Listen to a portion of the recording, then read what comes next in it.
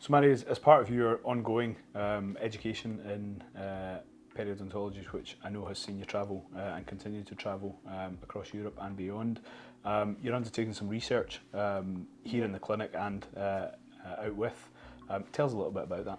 Yeah, so we're doing like a clinical trial investigating the use of stabilised hypochlorous acid as an adjunct in the non-surgical treatment of periodontitis. So it's very nerdy, but it's also really important. So yeah, new products and things come on the market, and yeah, we need to know, are the claims correct, and what is the clinical outcome? And that's something that, having been in general practice, I would never have thought that I would have had that academic door open, but it's actually quite a nice, and to be able to bring academia into general practice as well, actually, and to like have both hats. Academia is not just for higher education, if that makes sense. It's much of for us as well. the conversation and teaching that you do focuses on evidence-based. So, certainly from my own point of view, when we discussed running the trial with the university, developing that evidence base, it's absolutely essential that that's done with new products, like you say.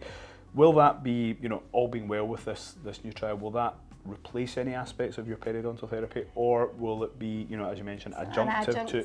Adjunct. But I think this is just the first of many kind of projects we could do, and it was actually on my master's when I met Tanetti, who's like the pioneer of periodontal regeneration, and he said all his cases and all his research and the development of his like minimally invasive surgical techniques was in general practice. It was in his private practice, and I was just like so inspired that somebody came up with all that, and they were busy and they're in their practice, and this is an academic as well. But I suppose we can do that. Thinking about it retrospectively, it kind of makes sense, because where do I spend most of my week? Where do you spend most of your week? You're in general practice, so it does make sense. You're seeing a constant throughput of patients. You can, you're not having to change your protocols when you go into hospital to do one thing. You're as well to incorporate that into your daily routine in general practice.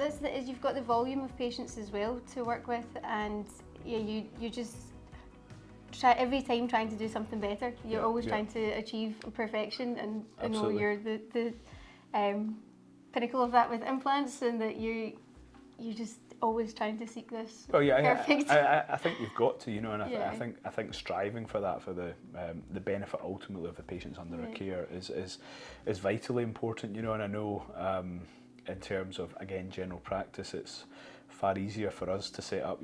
I know from the bone that I used and have used for many years, there's now, since you became involved, there's then other different aspects, some of the teaching and education that we do and attend and take part in. You end up with an evidence-based armamentarium based on the studies, the teaching that we've attended, we've listened to.